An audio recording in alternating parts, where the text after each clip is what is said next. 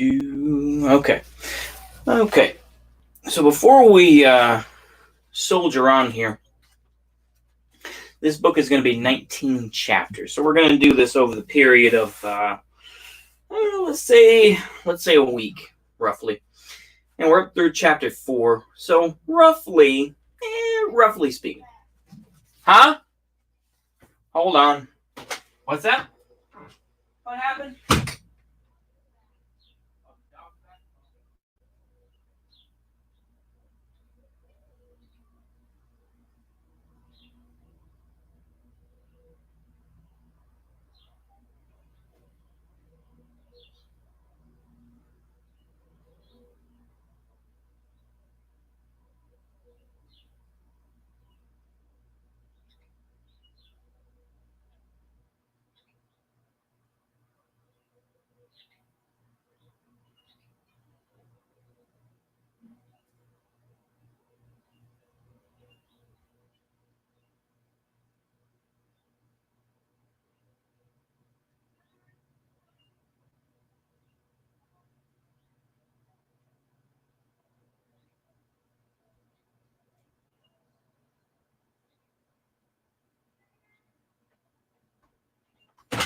Oh, Lord have mercy.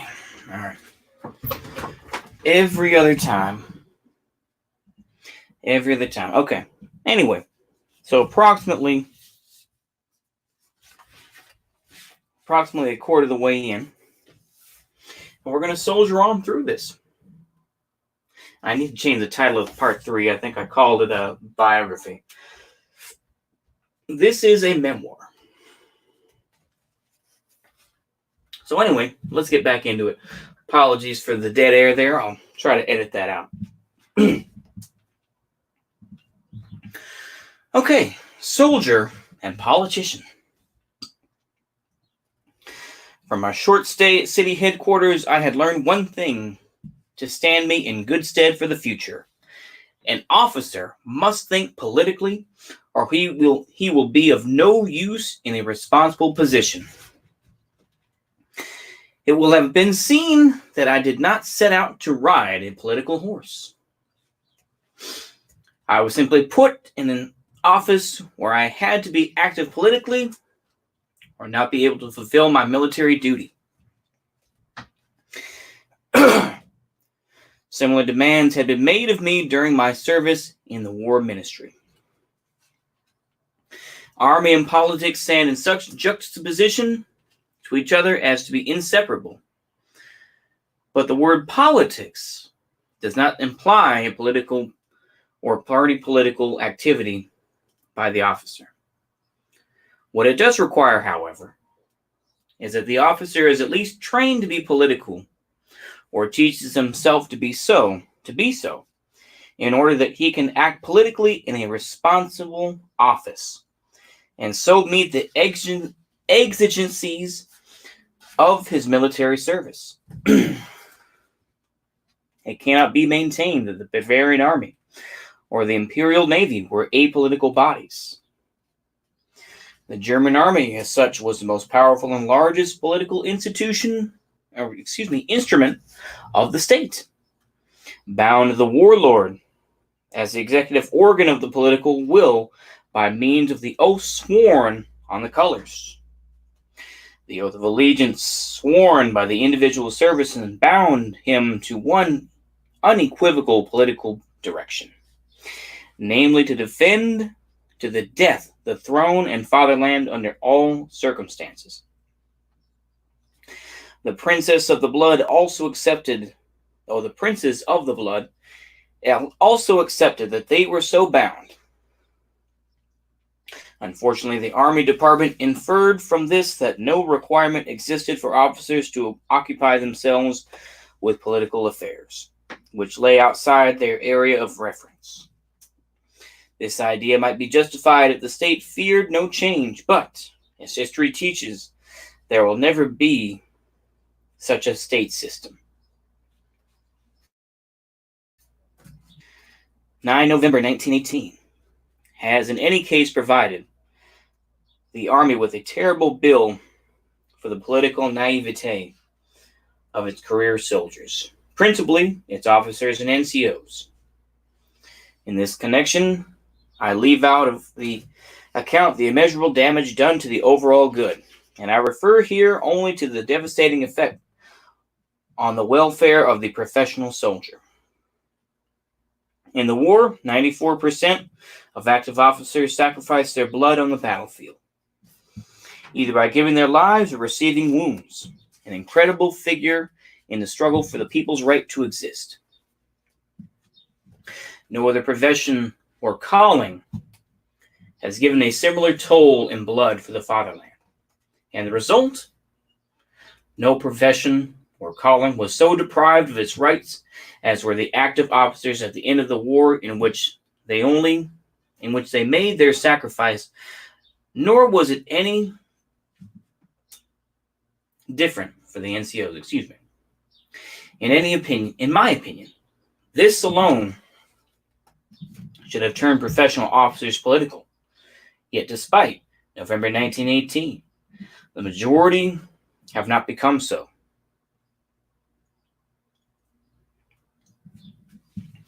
That the state as such, particularly the Weimar state, should not wish to make the officer corps political is understandable.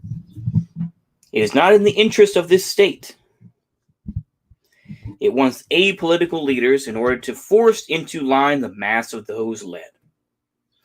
I question this rejection of a political right, which cannot be shown. Yeah, sure. Sorry. Mm-hmm.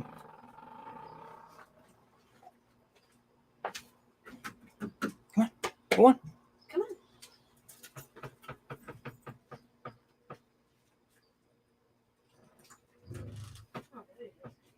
Where are you going? Let's go inside, apparently. He's a goober. Hi, girlie. That's for sure.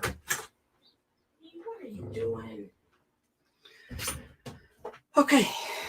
Where were we?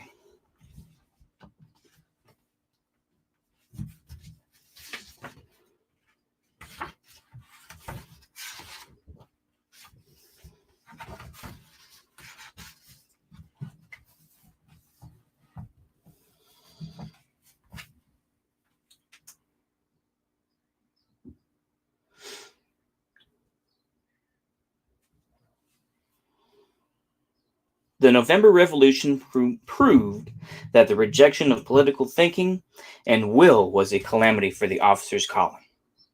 The officer can and must be apolitical as a mercenary in a foreign land which he serves, but not in his own country.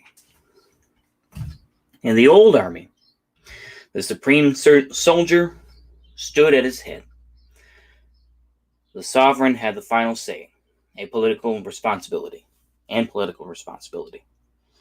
Officers were at least spared having to take orders from a non-military man.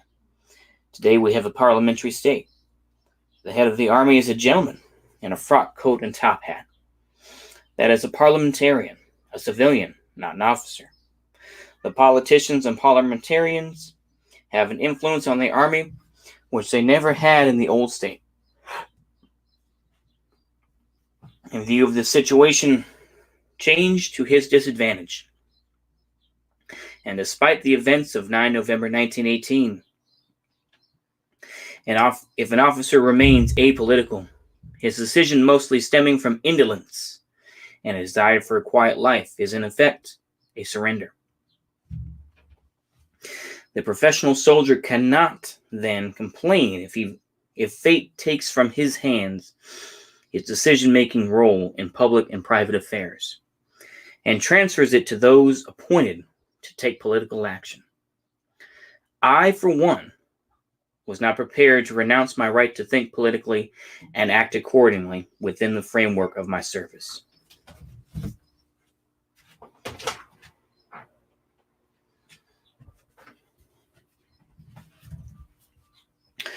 Schützen Brigade Epp. Chapter 5.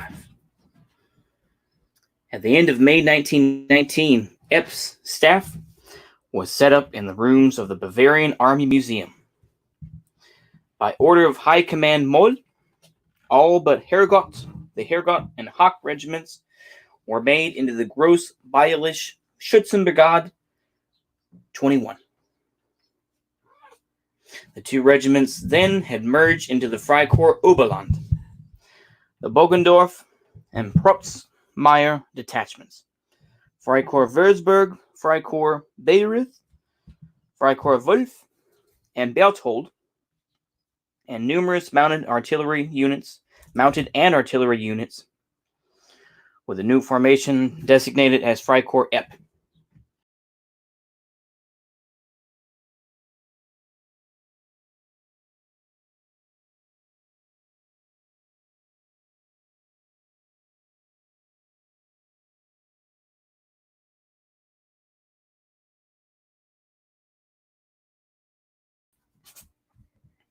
All right.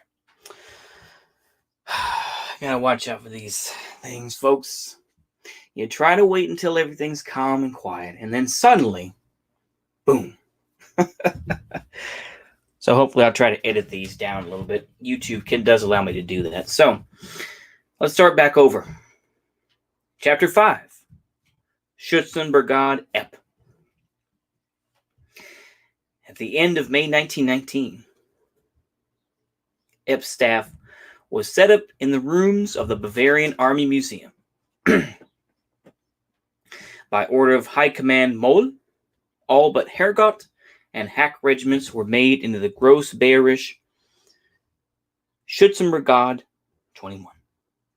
The two regiments then had merged into them Freikorps Oberland, the Bogendorfer and Propstmeyer detachments, Freikorps Würzburg, Freikorps Bayreuth, Freikorps Wolf and Berthold, and numerous mounted and artillery units, with the new formation designated as Freikorps Epp. The organizational work lasted for months, and not until 24 July 1919 was Epp incorporated into the Reichswehr. It was a balanced and substantial fighting force. The determination of the other side opposing any strengthening of the armed forces and to get rid of Epp is manifest in the efforts to replace him with Colonel von Meeg.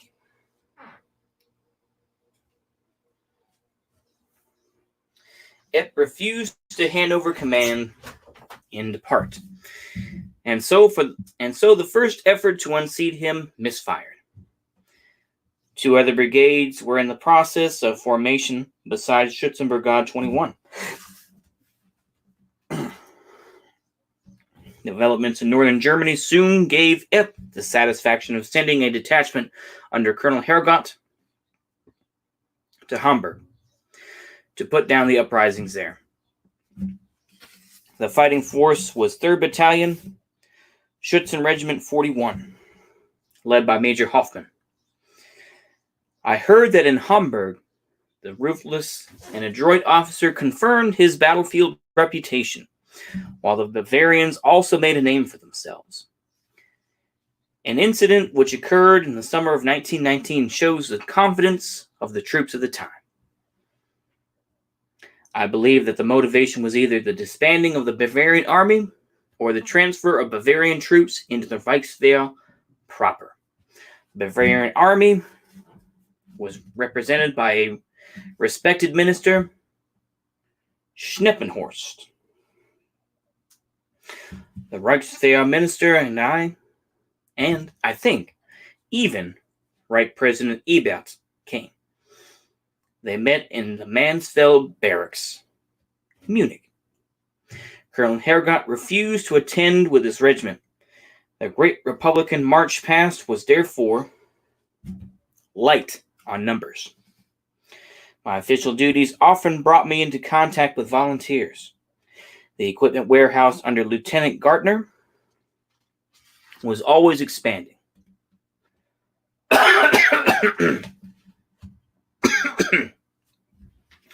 Initially in 1919, but mainly in 1920, I assembled a select corps of loyal officers around me to handle the transports to and from the warehouse. Lieutenants Zeck, Neunzert, and Zermatt were just a few names of those who loved Bavaria and spread no effort for the great job in hand.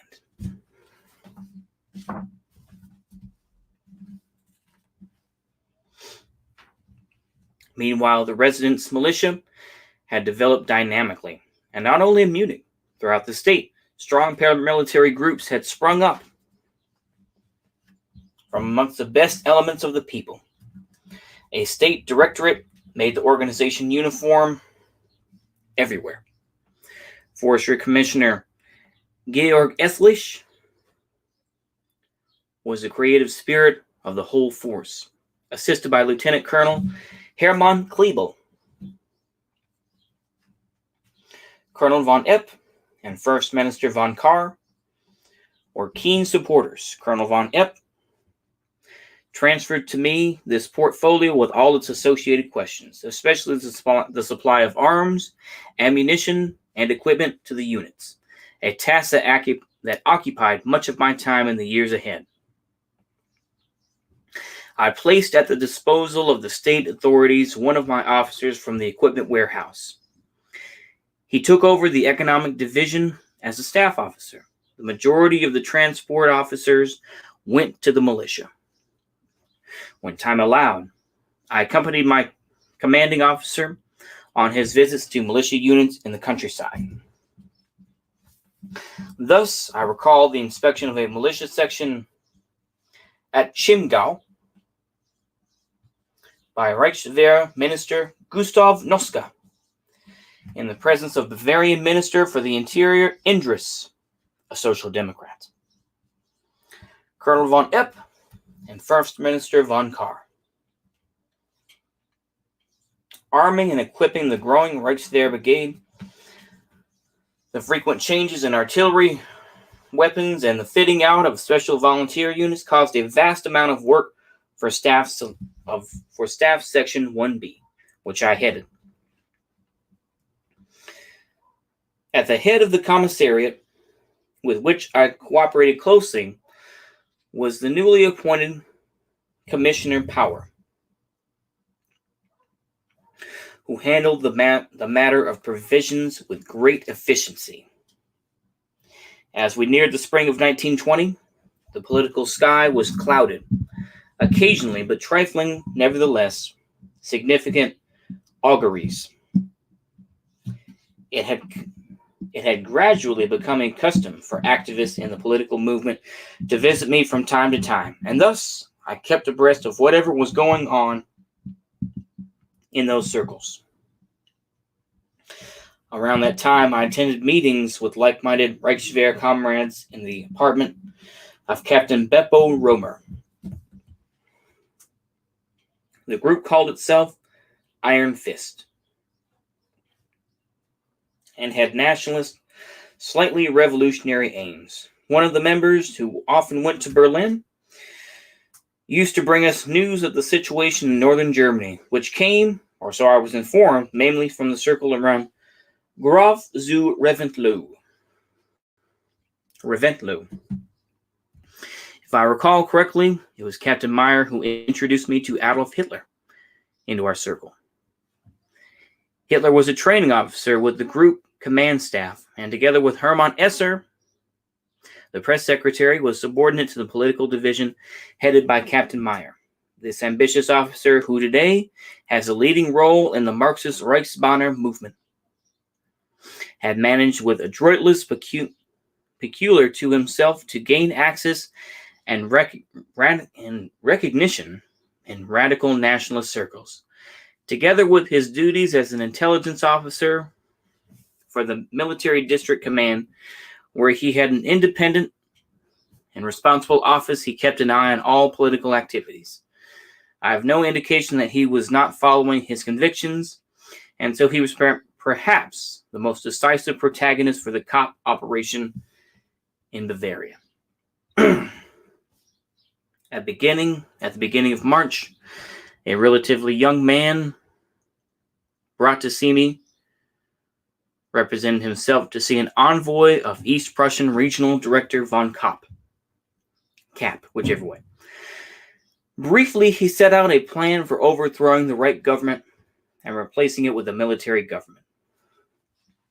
The idea was an unusual one, but I was very concerned of the lack of preparation I detected during the question and answer session. In particular, the preparations in Bavaria seemed very limited. The envoy would not agree to my informing my commander, which I insisted upon as a precondition of my involvement. Therefore, I declined.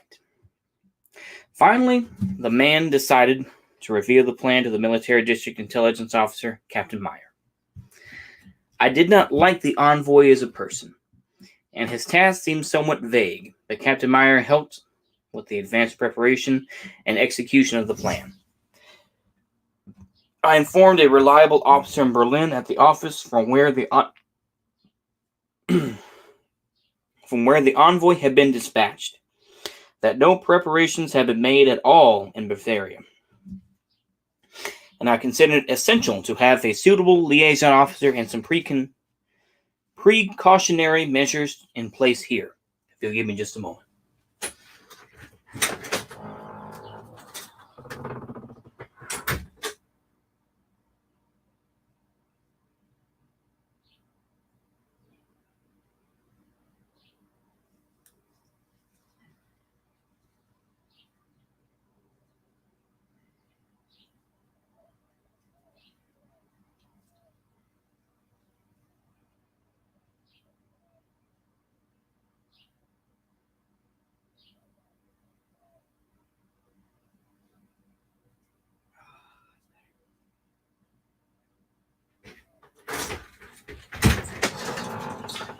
Back to it.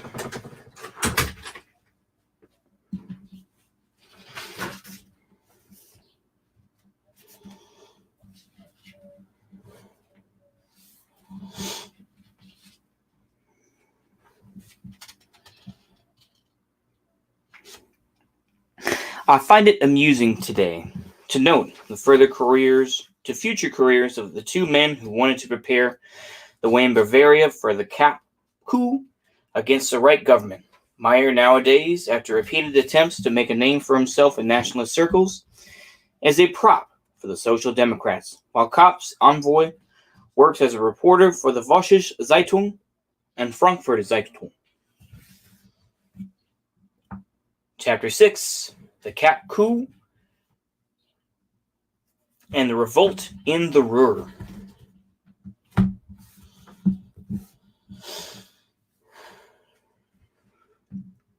On 13 March 1920, Kapp's coup d'etat was unleashed. We shall never know what mattered more, the greatest possible secrecy, or the most thorough preparation. The better one is, the worse will be the other. To decide the correct balance is the task of the revolutionary leader. Kapp decided, at least insofar as Bavaria was concerned, in favor of secrecy. He thought that in our case, he could dispense with decisive preparations. General von Lüttwitz, the military leader of the coup, no doubt thought that the Bavarian Reichswehr would go along with a movement which had as its aim to overthrow the Marxist domination and mismanagement in the Reich. In that he was sadly mistaken. Of course, we young imprudent officers were jubilant at the stroke liberating Berlin. My impudent adjutant even raised the imperial colors on the barracks flagstaff on the roof on receipt of the news, an example which the bolder sappers immediately emulated. The responsible commander and his chief of staff were in doubt, however, supporting Kapp and Ebert, but waiting. In my opinion, the combination, along with the reason why the Kapp-Lüttwitz coup failed, alone was the Kapp and Ebert, the supporting Kapp and Ebert, but waiting this combination was the reason they failed. We all opposed Ibert and the whole Marxist government, which today the law for the defense of the Republic forbids me to set down in writing. A general had risen and dared to do something. There had to be no hesitation.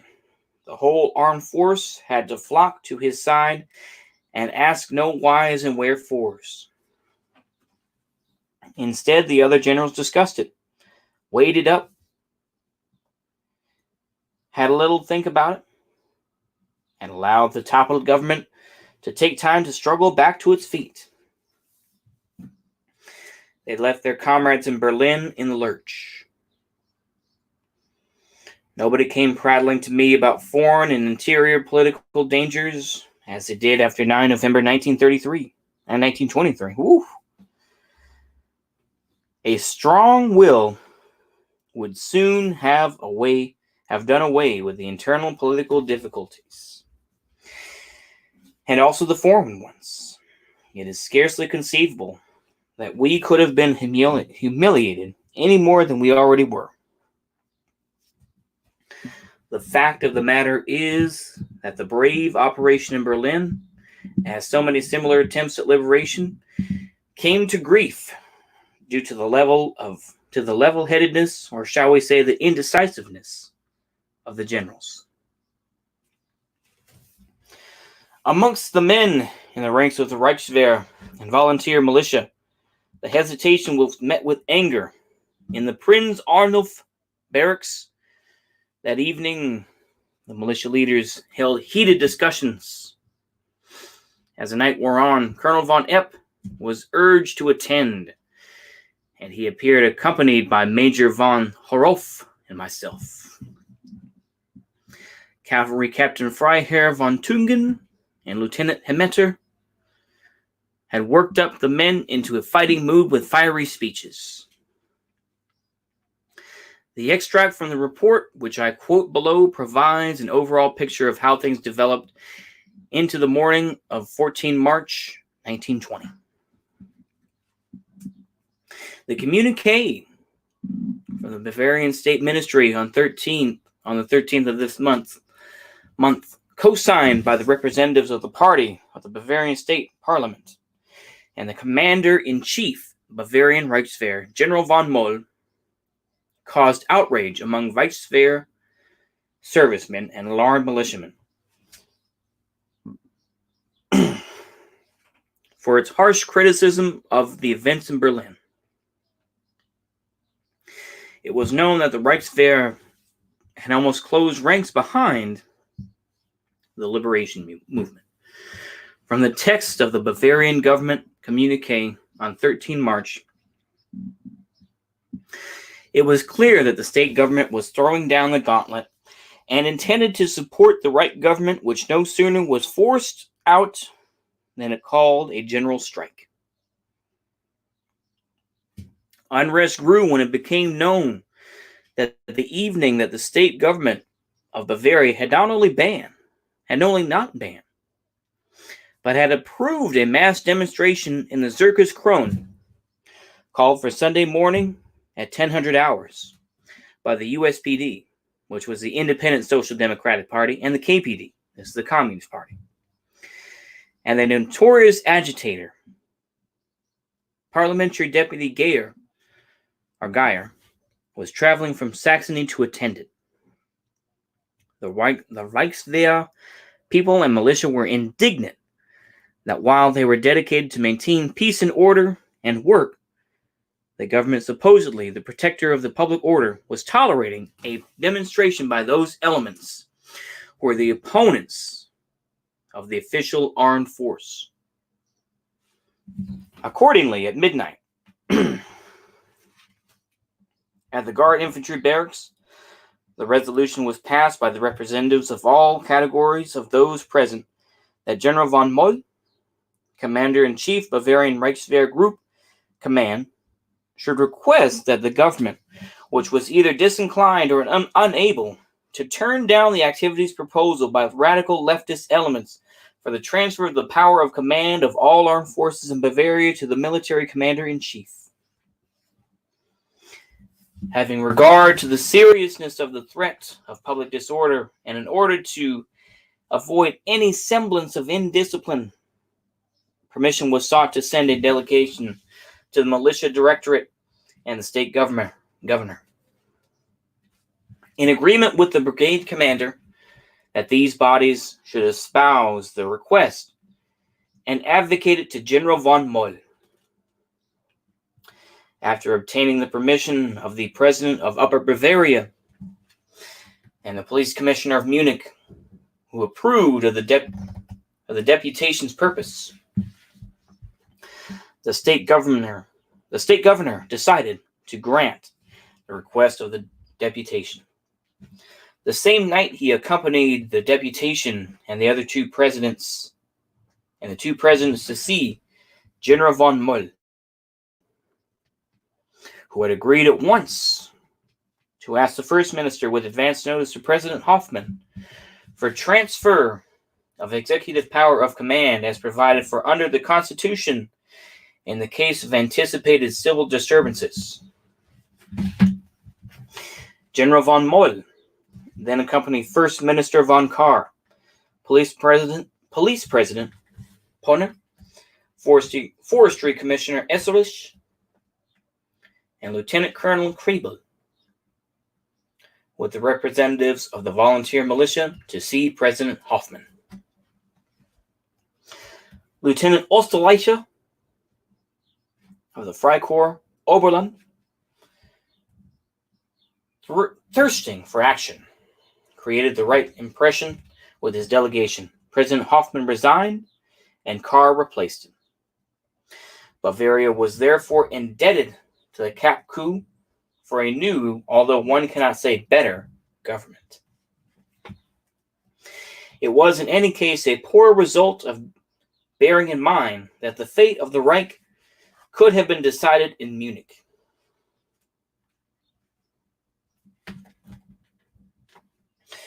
To cool off, I was attached to the office of the Commissioner General of the State, His Excellency von Winterstein, at Police HQ.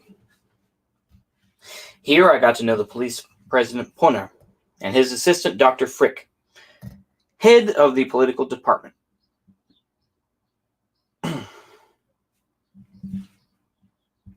Poner and Frick were Castor and Pollux, complementary stars.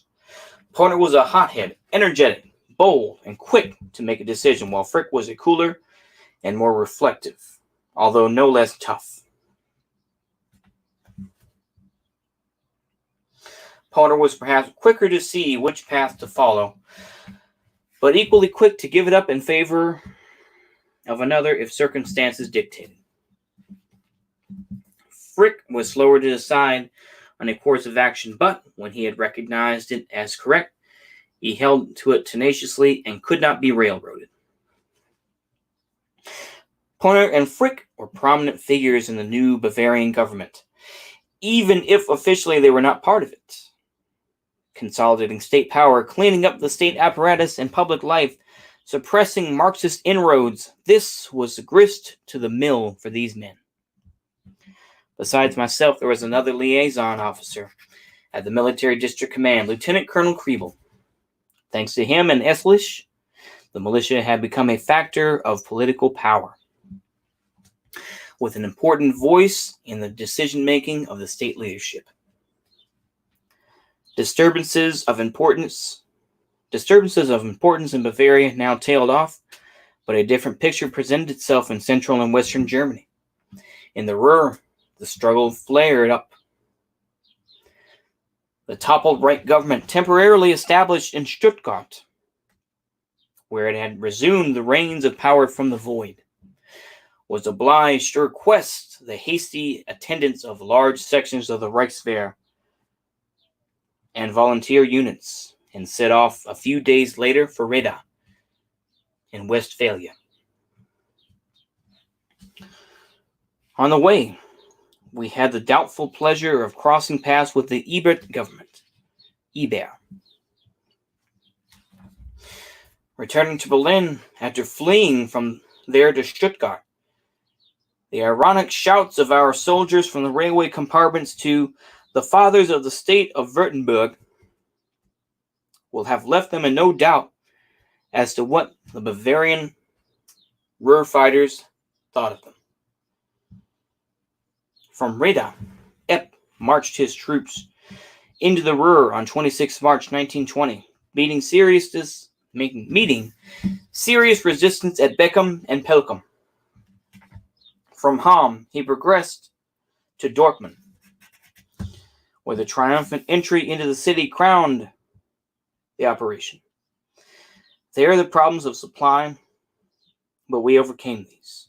There were the problems of supply, but we overcame these. I sent a report on this subject to the Reichsminister.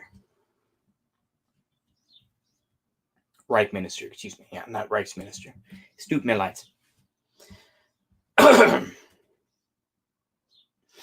Who referred to it simply when the orders were rewritten. Hofler, who had accompanied me, Seekircher, and Commissariat Secretary Kirsch in Munich, who was attached to my office, were loyal helpers. The central post office, at first at Reda, then in Dortmund, was run by Post Inspector Hessenauer, whom I had brought up from Berchtesgaden. In Ebb's staff, Captain Stemmermann worked out the tactics, and Captain Weingart won special merit for his running of the intelligence service. In Dortmund, I was given the warmest welcome by the family of a factory owner called Theobald. I visited a coal mine for the first time and saw the dangerous and trying life of the underground workers, learning to admire their silent heroism. Jubilation preceded the Reichswehr in those areas of the Ruhr into which it advanced. This fired up the whole Marxist press in the Reich into a virulent campaign against the troops. The recurrent demands of the red newspapers was for reform of the Reichswehr, removal of the officer corps, and setting up of a workers' militia. Because the Reich government did nothing to stop this campaign, extraordinarily high feelings began to run through the forces. Loud demands were made for a halt to be called to the press campaign, and for the immediate discontinuation of the investigation which had been initiated in many localities into so-called reactionary sections of the Reichswehr. In the Ruhr, the Reich government and its lackeys were already making themselves felt in advance into Wuppertal, where Red Guards were exercising unmolested, were stopped on government orders. To make matters worse, Commissioner Severing was given not only plenipotentiary power to oversee all military measures and intervene at his own discretion, but also to review all verdicts of the military courts and overturn them if necessary. From the military point of view, therefore, the situation towards the end of April 1920 was a farce. Here once more was the evidence of the fruits of failing to educate officers politically. In the Ruhr, at that time, the armed force was handpicked, particularly of matchless fighting value, and welded together by an unsurpassed esprit de corps. Here we had the best troops available in such numbers that they could have held all Germany in check. They had the closest contacts with other military bodies not in the Ruhr. They had great successes behind them and were well led and disciplined. On the other hand, the people's opinion of the Reich government after Erhardt's coup de main and Ebert's brave return from cover in Württemberg can be imagined. The Reichswehr commander, General Freiherr von Watter, sidestepped his opportunity. Talks were held with troop commanders in which it was suggested he should make his move. He moved all right, but not as they intended, and the government soon had his resignation. In 1926, he received the thanks of the Reich from the Reichswehr minister Gessler, who called him a raving general. The bitter reactions of some of the volunteer troops in the Ruhr became so unbridled that they had to be sent home, while Dr. Gessler sent the remainder packing shortly afterwards.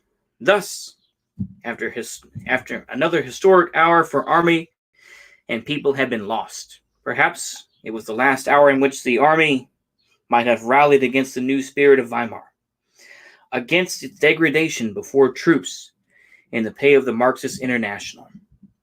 Once more, a German general held Germany's destiny in his hands, but he returned his sword to its scabbard when the November 1918 state wanted him to. And Ebert knew that he could rely on his officers. I keep reading how in Spain, Greece, Bulgaria, Turkey, China, Mexico, etc., generals have got rid of corruption and underhand parliamentary dealings by revolution. That is something not to be feared from the German generals, whose main aim is to mount up the years for their pension. The failure of the Cap coup and the inglorious liquidation, I can find no other way to describe it, of the Ruhr anti-Red insurrection, proved the lack of will to fight and resist of national Germany. The natural consequence was that Germany's external and internal enemies found the way open to overpower the national resistance cells and groups. In a phase beginning in the summer of 1920, enemy states employed all means available for the total moral and material disarmament of Germany. As their ally, they had Marxism in Germany and all the world over to help in their endeavor. The Reich government will not and cannot resist decisively, but with unparalleled irresponsibility gives ground piece by piece.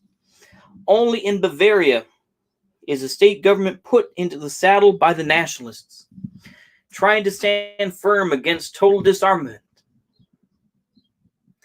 The history is of an eventful struggle between, on the one hand, the enemy alliance of Marxism and the November 1918 democracy, voluntary or forcibly supported by the government of the Reich provinces, and those run by the Marxists.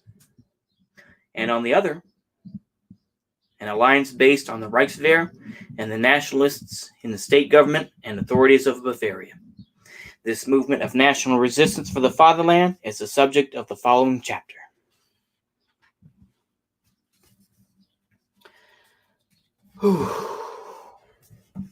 I think I'm gonna leave it there. I'm starting to kind of break down a little bit here. So we're going to pick up probably tomorrow with Chapter 7, which is the German Workers' Party and Work and Pro-Fatherland units, which I'm sure they're going to be talking about, not Hitler too much yet. They're going to be talking about, it's going to bug the hell out of me. Anyway, the pre-Hitler days of the NSDAP, the Nationalsozialist Deutsches Arbeitspartei, or the National Workers' Party of Germany.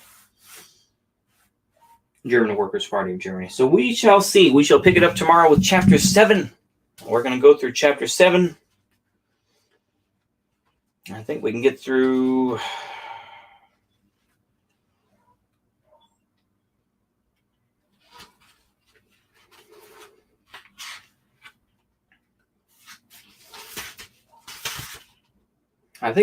Chapter 9